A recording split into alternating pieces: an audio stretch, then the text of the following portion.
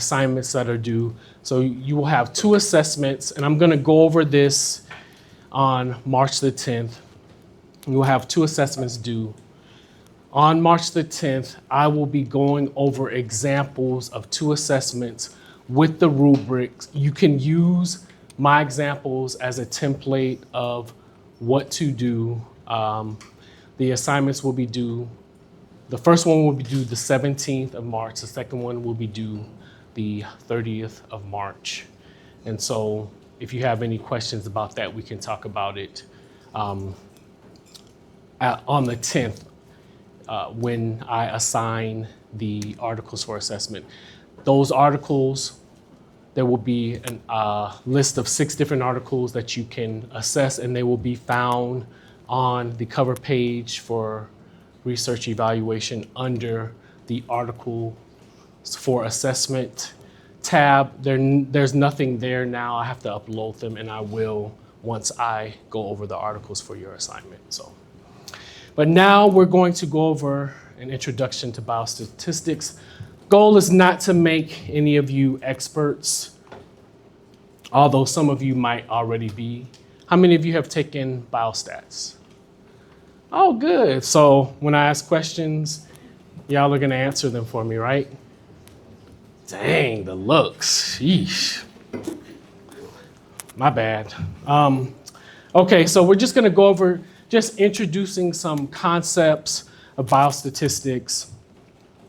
Then we're going to go over some biostatistics applications that you might find in some of the articles that you will be using for your capstone project, and generally some of the articles that you might find as a clinician, as a physician assistant / associate. We're going to look at some of the different types of statistical applications used, and those mostly fall under the epidemiological lane. And so the first lecture of research evaluation, we talked about evidence-based practice. And in that lecture, we talked about how to conduct research and how you guys will be going about conducting research for your capstone project. That's starting with the PICO question, and then one of the big components is the appraisal or evaluating the research, and that is the research found in the articles that you guys choose for your capstone project. And that's what one big component of the appraisal is the statistics used. And so that's why we're going to talk about biostats. And again, this course is not designed to make you experts at any of this. All of this information, including this presentation, this lecture today, is to be used to help you complete, of course, the assessments in this class, your capstone project, and to help you if it's of any utility for you as clinicians and in your practice as physician assistants. So we're going to start with some key definitions that will help us get started in understanding how research is conducted. And so here are some helpful terms, starting with the independent variable. And basically that is the variable that researchers change or controls within a particular study. So when they ask a question, so the question might be, and the question at the bottom, for example, if we take the question, does smoking cause lung cancer? The independent variable, the variable that is going to be manipulated or controlled for or changed, smoking. The dependent variable is the variable that's being measured. That would be lung cancer. Covariant is a variable that may or may not affect the dependent variable, but it's something that we can sometimes control for, and that could be age and gender. If we want to control for, we can separate by age, gender, we can normalize that covariant. And then confounding variable is a variable that also, it's a hidden factor that can kind of distort the results of the study or the results of the dependent variable. So for example, a confounding variable of this study might be drinking. So there is an association with people that smoke and those that drink. So a lot of people that smoke also drink. So if conducting this study and you only want to look at those that smoke, you would select only those that smoke, and that would be part of your exclusion criteria, removing those that drink. And so these terms are helpful terms when setting up your equation or your question for conducting research. So as future PAs, you guys will be reading a lot of articles and coming up with questions in this program. And so you need to understand how data is organized and categorized. And so there are 4 different data types, 2 broad categories, categorical and continuous. Categorical data, this data does not have fixed intervals. 2 examples, nominal, these include blood type, race, gender. You can't average this information. And ordinal data, that would be the pain scale or stages of cancer. This doesn't have fixed interval, but it can provide meaningful information. And then continuous data, you have interval data and ratio data. And so ratio data is data that has a true 0 value, and both forms of continuous data do have true intervals in between the numerical values. So in terms of the best bang for the buck, ratio data is usually what's the data that is measured in scientific studies. For example, blood pressure or weight or some other parameter that is a ratio data, followed by interval, ordinal, but also nominal data can be just as useful if you're looking at gender differences between a certain hormone level or some other parameter that you're studying. Are there any questions so far?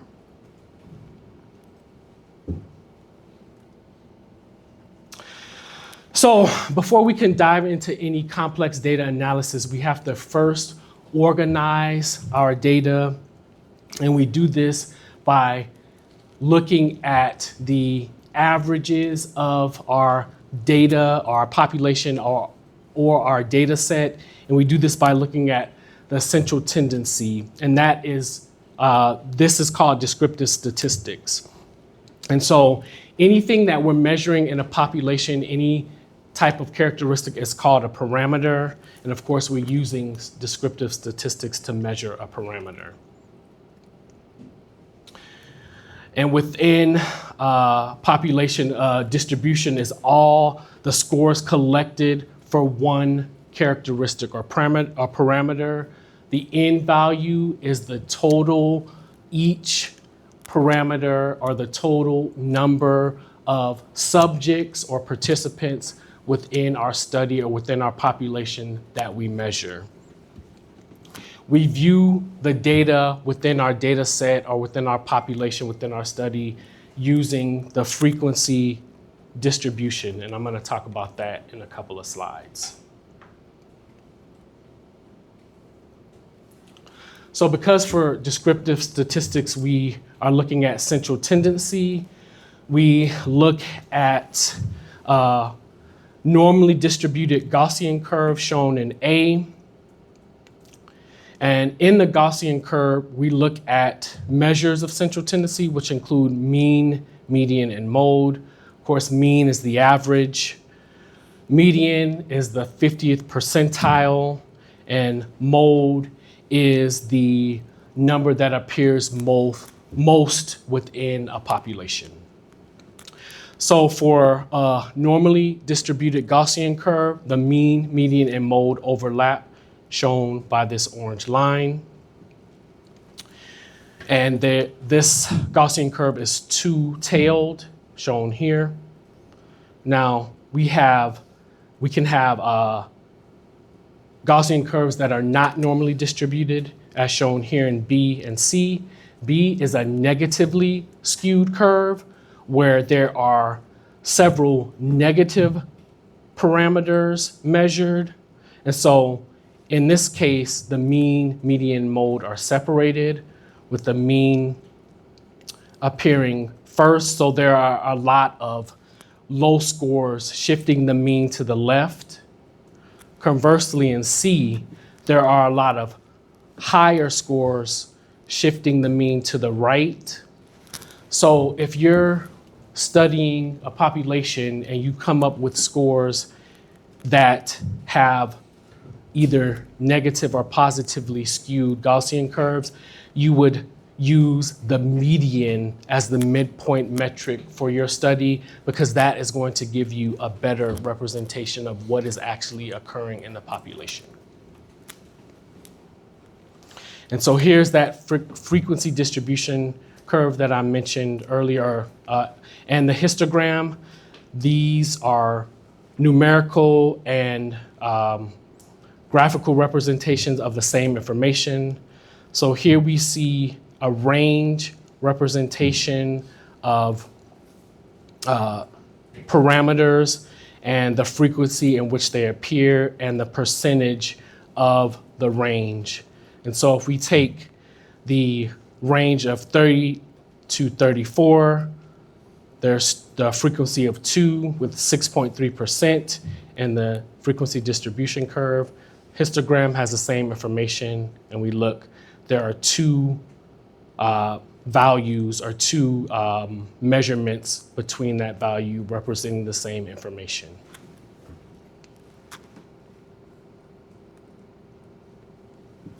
And so knowing the shape of the Gaussian curve is great, but it doesn't give us the full information of what's going on in our population. So we have to delve a little bit more into what's going on. So we have two groups here, Group A and Group B. We see the measures of central tendency are the same, mean, median, mode are the same. But if we look at the standard deviation, which essentially tells us how far the numbers are from the average, we see that Group A, the standard deviation, is much smaller than Group B. And so if we look at this distribution plot here, we see Group A, the standard deviation, the values are more tightly represented around the mean, and the range around Group B is more widely spread, and that is the variability. And the variability is just essentially the range of scores within a population. And so the simplest measure of variability are range, percentiles, and quartiles. And so when we talk about percentiles, we're all familiar with this, and this is like scores on standardized exams or regular exams. We say 95th percentile. Quartiles, top 25%, top 50%, top 75%, and so forth. And then interquartiles, shown with this box plot here, you can see the first, second, and third quartile, and the values, the range of each of those shown here in the interquartile. So it gives you the middle 50% and the values around the middle 50%.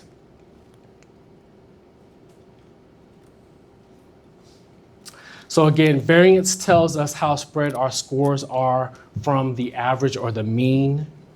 And variance as a calculation is the squared deviation score. And the standard deviation is the square root of the variance. So, bless you, you guys will probably not need to ever calculate this, but we're gonna walk through how to calculate this. So first, we calculate the average scores within our population. So if these were the values attained from our population, we would average those values, coming up with 17.25. And then in order to get the variance, we would subtract each value from 17.25, first coming up with minus 8.25, minus 7.25, and so forth, till we come up with that value. We're going to square all these numbers, add them up, till we end up with 273.46 or 48. I can't see. I'm old and blind. And then we're going to divide this number. So in this study, we have an N of 8, but we're going to use a correction factor called the Bessel's correction factor and subtract 1 from that. So it's going to be N minus 1. We're going to divide the squared difference or the variance by 7. And this correction factor basically accounts for the potential variance of our population, because we're sampling a small pool of the population at large. And so the variance is going to be small because these values are already close to the mean. So that's what this N minus 1 makes the variance larger to kind of correct for the potential variance. So once we get that value, that gives us the actual variance. We take the square root of that to get the standard deviation, giving us 17.25 plus or minus 6.25, which is the average and standard deviation of the scores for this population. Does that make sense? All right. Any questions? All right. So the normally distributed Gaussian curve is critical for understanding how data is distributed in research. And so most data points in research in a normally distributed Gaussian curve falls within one standard deviation. 68% falls within one standard deviation, as shown here. Over 95% fall within 2 standard deviations of measure, and then just about 100% fall within 3 standard deviations. So basically, you're going to capture all of the possible data points within 3 standard deviations for normally distributed data. So a statistician named Dr. Grossman stated, "A statistician is a person who lays with his head in an oven and his feet in a deep freezer and says, 'On average, I feel comfortable.'" So he says this because basically he's saying descriptive statistics helps us summarize data, but we cannot make broad generalizations about population as a whole with descriptive statistics. It doesn't give us enough information. So what we have to do is take that information from descriptive statistics and come up with a hypothesis. Then we have to test that hypothesis in order to see if what we think is correct, and then we're able to infer some information about that population. And this is inferential statistics. In inferential statistics, we use probability to account for potential sampling errors and estimate unknown characteristics about a population. And we can't do that with descriptive statistics alone. So we use probability, represented as P. Of course, probability is the likelihood of something occurring with all the known possibilities. And a sampling error is the event of us measuring a parameter in a sample, that measurement being different than what's represented in the actual population. And that's likely because if you take a small portion of the population, that may give you something very different than what's represented in the full population. So probability reflects long-term expectations and not individual outcomes. And so we have to use sampling errors to try to account for the differences that might result from actually pulling one sample from a population. So this example hopefully will help that make sense. So a surgeon that has been performing, say, an appendectomies for 30 years might have a success rate of 75%. However, one of his patients has an individual success rate of 50%.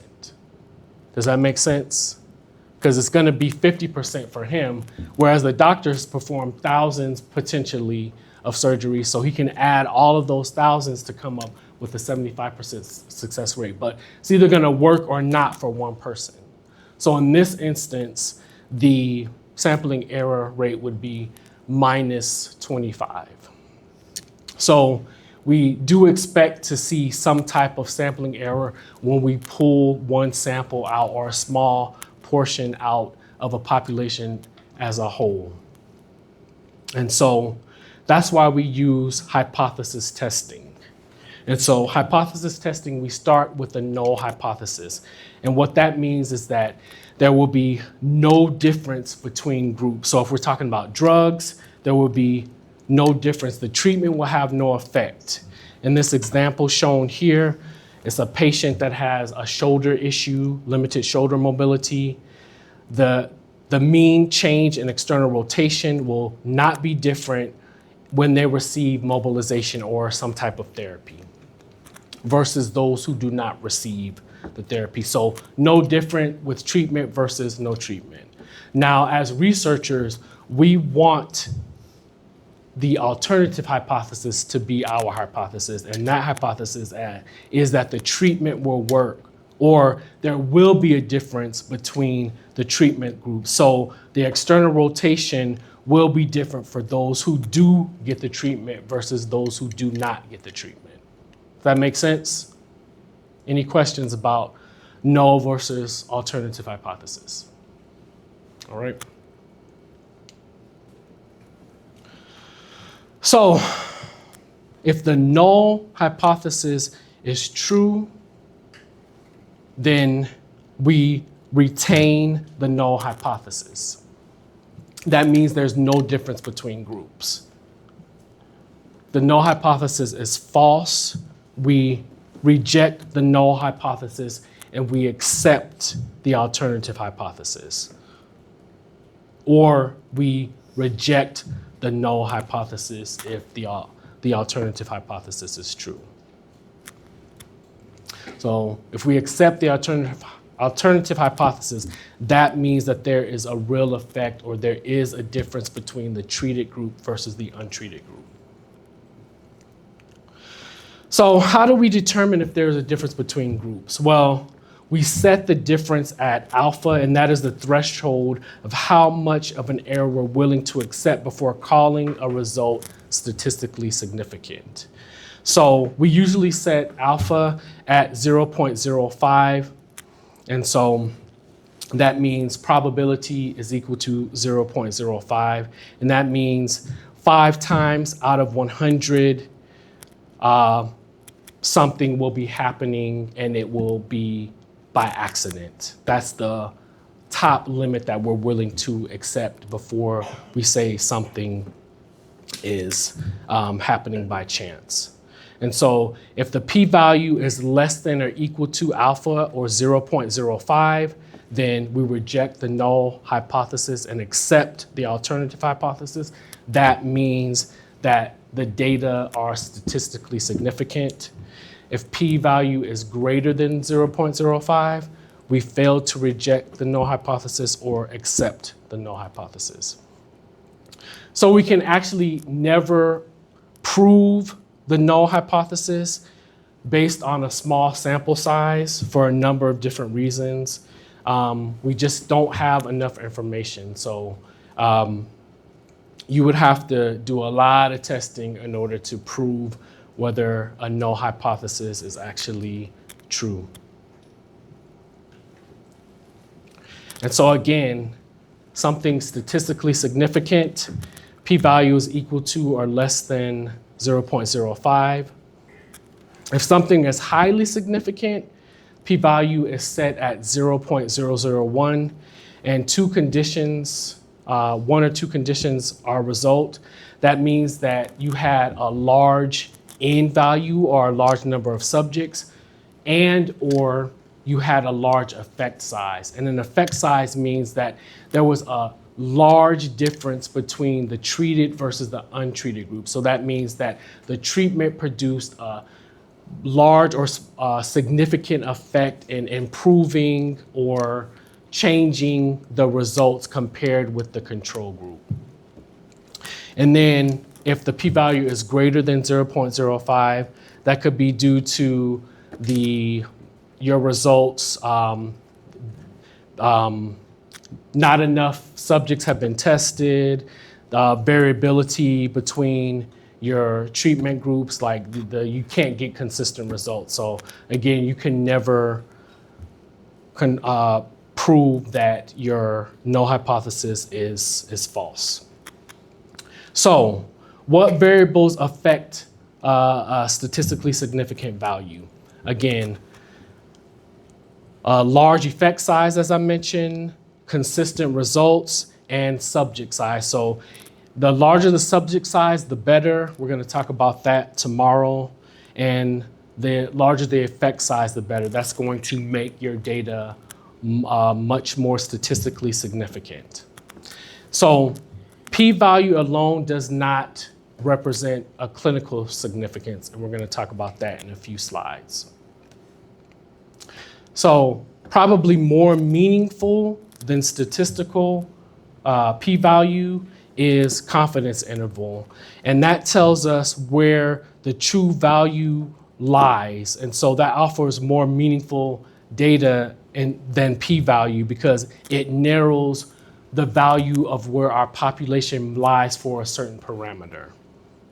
And so when you guys are looking for papers for your PICO project, you can find papers that have confidence intervals set at 95%. Those papers, that provides more meaningful value than a strong p-value because that tells you exactly where that parameter lies within a population at a 95% certainty.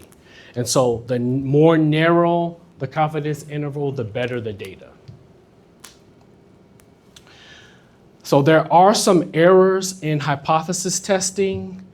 There are type 1 error, where basically it's a false positive. You say that there's a difference when there isn't. And a type 2 error, a false negative, you miss a difference and it doesn't exist. So and it does exist, excuse me. So as a clinician, a type 1 error leads to unnecessary treatment, and a type 2 error leads to misdiagnosis and ineffective care for your patients. So hopefully this better summarizes errors in hypothesis testing. Does that make sense? You're laughing, so it makes sense. Good. Are there any questions? Oh, okay. All right. So power analysis are commonly done in studies, and that is a calculation needed to basically tell you what sample number is required in order for you to more accurately reject your null hypothesis. And we normally set that at 80%. And basically that increases the validity of your paper. So in general, the more people or the higher the N, the more subjects, the better the power. And again, I mentioned the effect size. The effect size is the difference between the control versus the treatment group, or the magnitude of difference. If the effect size is great, the data will be more statistically different. So clinical significance does not necessarily, or statistical significance does not necessarily mean clinical significance.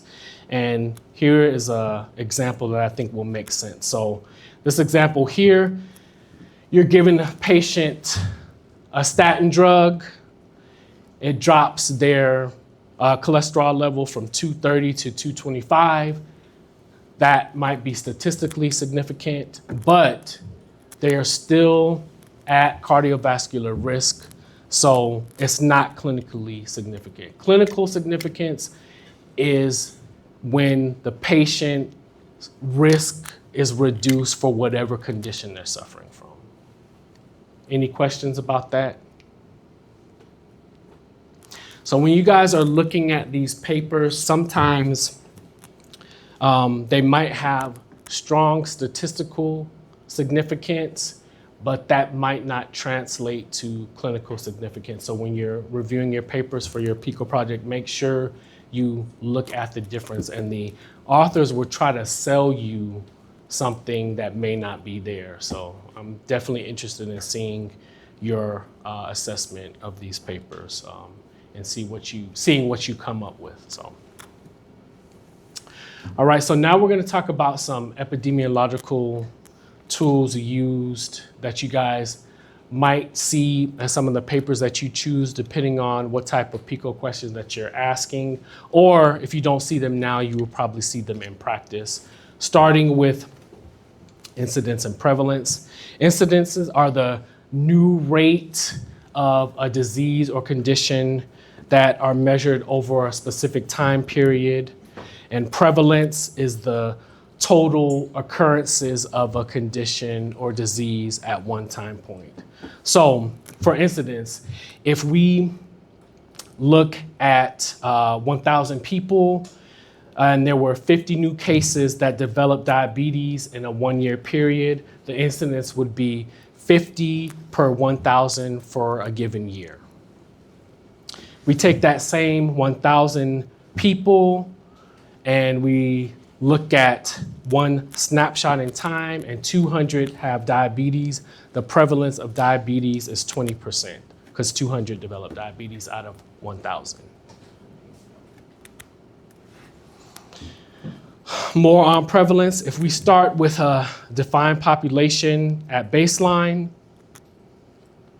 and we detect those that have the disease, this is at one time point. Those that have a disease, that would be the prevalent cases. And then we look over a year period. Those that develop the disease over a year's time, that would be the new cases or the incidence. And so here's more examples of incidence and prevalence if those weren't clear. So baseline prevalence, this is what you're starting with at baseline. And incidence, new cases. Now, prevalence can drop if the disease is cured or if it's so severe that patients can pass away.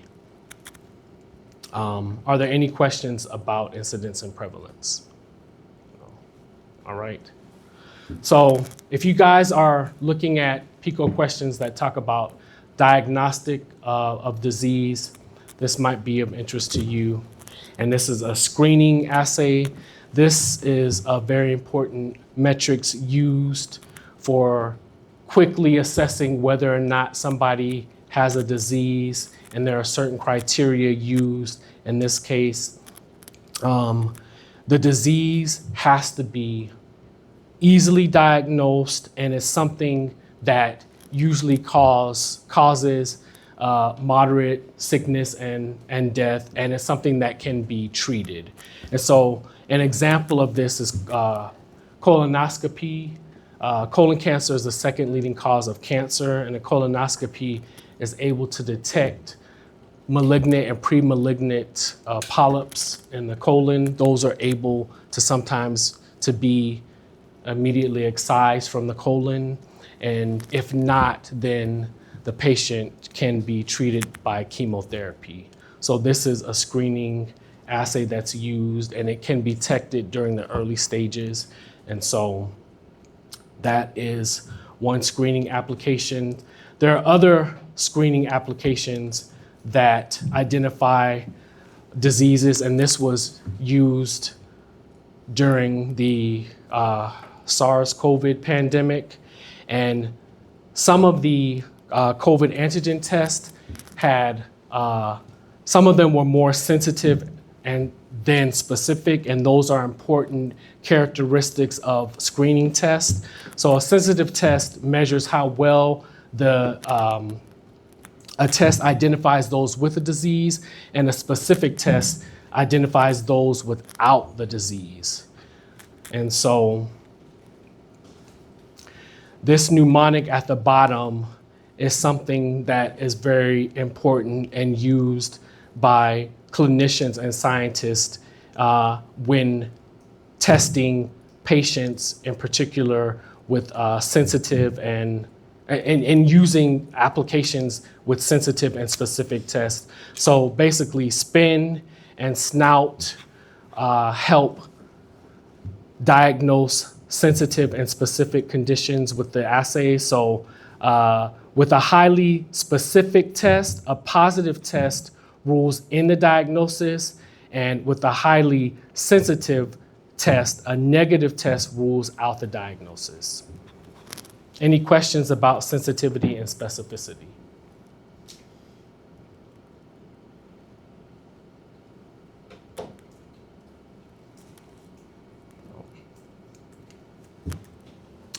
Right, so now we're going to talk about a relative risk and odds ratio. Those are used both to describe the association between exposure and outcome, or treatment and outcome, but they're not the same. So relative risk looks at the probability of an event occurring in one group compared to a population, and an odds ratio compares an event happening or not happening in two different groups. And we're going to go over two different examples. So we're going to talk about different study designs tomorrow. Cohort studies are one different study design, one different type of study methods used, where relative risks are common statistical application. And so again, relative risk looks for outcome and exposed versus non-exposed. Here is the formula. The interpretations: relative risk of 1, there's no difference in risk between groups. Greater than 1, increased risk with exposed group or with a treated group. And a relative risk of less than 1, there's a decreased risk with the exposure group. So we have an example here. In this case, we have a drug that helps treat headaches, and a drug group and a placebo group. So in a population of 100 subjects treated for headaches, 10 get the headache and 90 do not. The relative risk for the drug-treated group is 10 over 100. That's 0.1 for the drug-treated group, shown here. In the placebo group of 100, 20 get the headache and 80 do not. The relative risk for the placebo group is 0.2. So the overall relative risk is 0.1 over 0.2, or 0.5. So that means the drug reduces the risk of headaches by 50%. Any questions?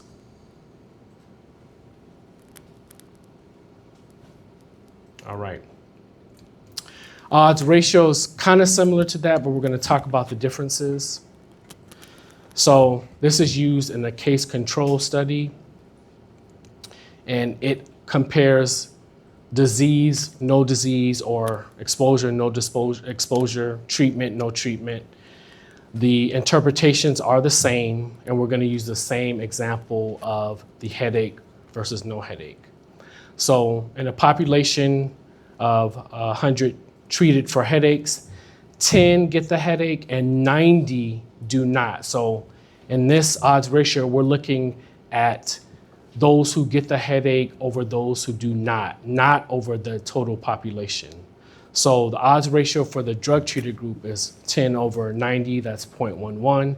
And the placebo group, 20 get the headache, 80 do not, so that's 0.25. So the overall odds ratio is 0.44. So that means that the headache medicine reduces the odds of getting a headache by 56%. Are there any questions? No, yes, maybe? No. Okay. Does it make sense? Okay, good. All right. And finally, we're going to talk about hazard ratio. This is also used in cohort studies and clinical trials. And it's used time to event, time to recovery, time to relapse, and unfortunately, time to death. And we're looking at the rate of something occurring. And the formula is hazard and treatment group over hazard and control. The interpretation is still the same. And we're going to look at it in a drug used to treat cancer survival. If you go to the next slide, you see in this study, there are 10 control patients and 10 drug-treated patients. Unfortunately, patients died in both. And in this study, there is what's called the total person months, or the event total person time. This is a calculation that accounts for all the time each patient or participant is seen throughout the study. So in each control and drug-treated patient, they were seen each month for up to 12 months. So in this type of study, each month the patient was seen is able to be captured. And so you're able to capture all of the events. And whereas in some studies, you're not able to capture all the events because the person drops out and that data is kind of lost. And so this hazard ratio data, you account for that by total person months. And so what you do is you add up all of the months, which is 94 person months, and then you divide that by the number of persons that passed away. So for the control, that's 0.05, and that gives you the hazard ratio for the control group. You do the same for the treated group, that's 97 months. 4 died, that's 0.04. So that gives you a hazard ratio of 0.08. So this drug basically had a 20% lower hazard of death than the control group during the 12-month period of study. Does that make sense? All right, so I will see you guys tomorrow where we will go over different study methods. Do you have a question about that? Do you have a question? Do you guys have another